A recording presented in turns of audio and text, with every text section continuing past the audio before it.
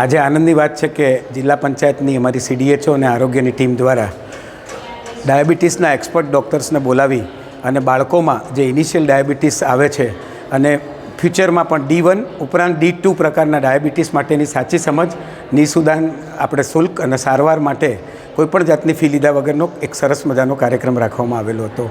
એમાં 46 જેટલા બાળકો, એમના પેરેન્ટ્સ, એમને સાચી સમજ ડાયાબિટીસ માટે D1 પ્રકારમાં ફૂડમાં શું કાળજી રાખવી, ઇન્સ્યુલિન હોય તો એને કેવી રીતે લેવું, કેવી રીતે સાચવવું, ક્યારે શું અને કેવું અને કેટલી માત્રામાં, એમાં ઘણી બધી કન્ફ્યુઝન હોય છે. એમાં સાદી અને સમજ જે આપવામાં આવી, કાર્બોહાઈડ્રેટ્સથી માંડી, ફાઇબરથી માંડી, ઇન્સ્યુલિનથી માંડી, એની માત્રા લેવાની સાચી રીત અને કઈ કઈ કાળજી રાખવી, એ દિશામાં સાબરકાંઠા જિલ્લાએ પહેલો પ્રયત્ન કર્યો છે. મને આશા અને શ્રદ્ધા છે કે આગામી દિવસોમાં ગુજરાતમાં પણ આ પ્રયોગ અનેક રીતે આગળ વધશે.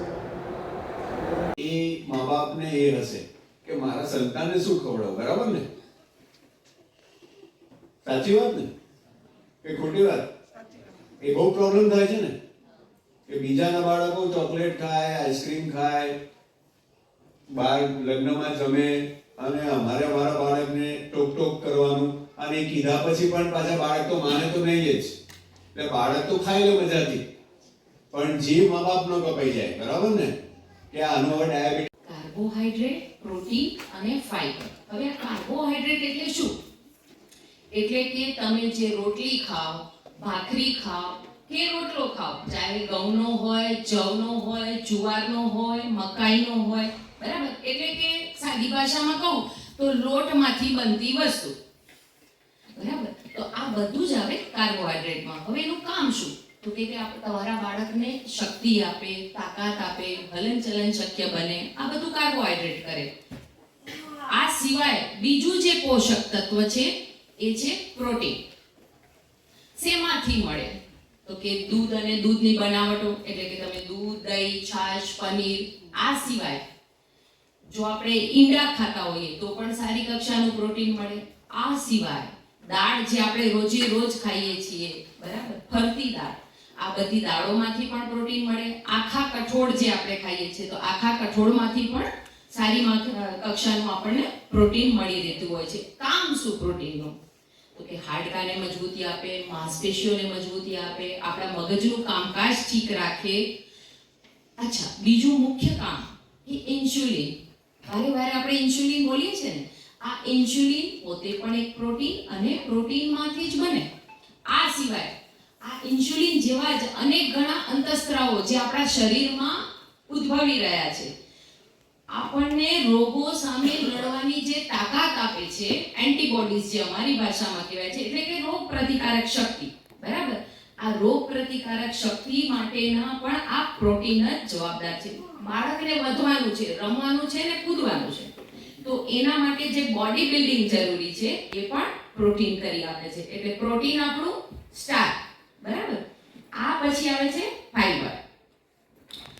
ફાઈબર આપણે બધાને ખબર છે, ઘણી બધી વખત આપણે જોતા હોય કે લીલા શાકભાજી ખાવાના, લીલા શાકભાજી ખાઓ, બાળકોને કહીએ, પણ બાળકો સ્માર્ટ હોય છે, એ રીતે આપણે કહીએ એમ ખાવા ટેવાયેલા નથી. એટલે એ સમયે મમ્મીઓએ એ ધ્યાન રાખવાનું કે તમે જે પણ કોઈ પ્લેટ બનાવો એમાં પ્રોટીન, ફાઈબરનું પ્રમાણ વધારે અને થોડા બધા ઓછા અંશે કાર્બોહાઈડ્રેટ પણ જોઈશે.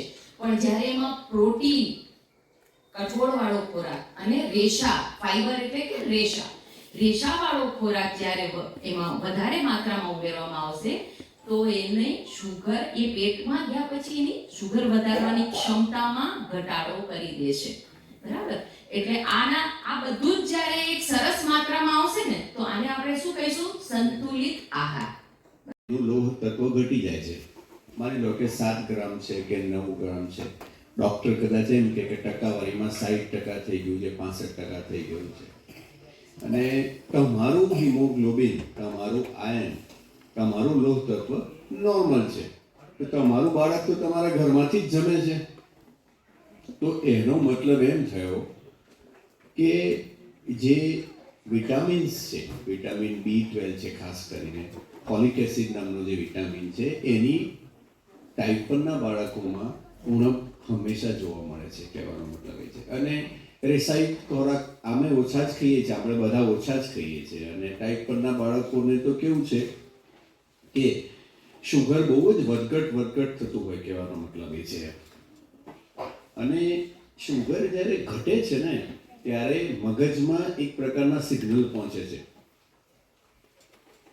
કે હવે શુગર ઘટી ગયું છે. એટલે અત્યારે આપણે વાત કરી કે કાર્બોદિત પદાર્થ એટલે લોટવાળા ખોરાક ઓછા ખાવાના, પણ જ્યારે શુગર ઘટી ગયું હોય ત્યારે મગજ પહેલું રોટલી જ ઉઠાવે, કારણ કે એનાથી જ જલ્દી શુગર વધવાનું છે, કહેવાનો મતલબ એ છે. એટલે આપણે ના પાડીએ તો બી એ જ લેવાનું છે.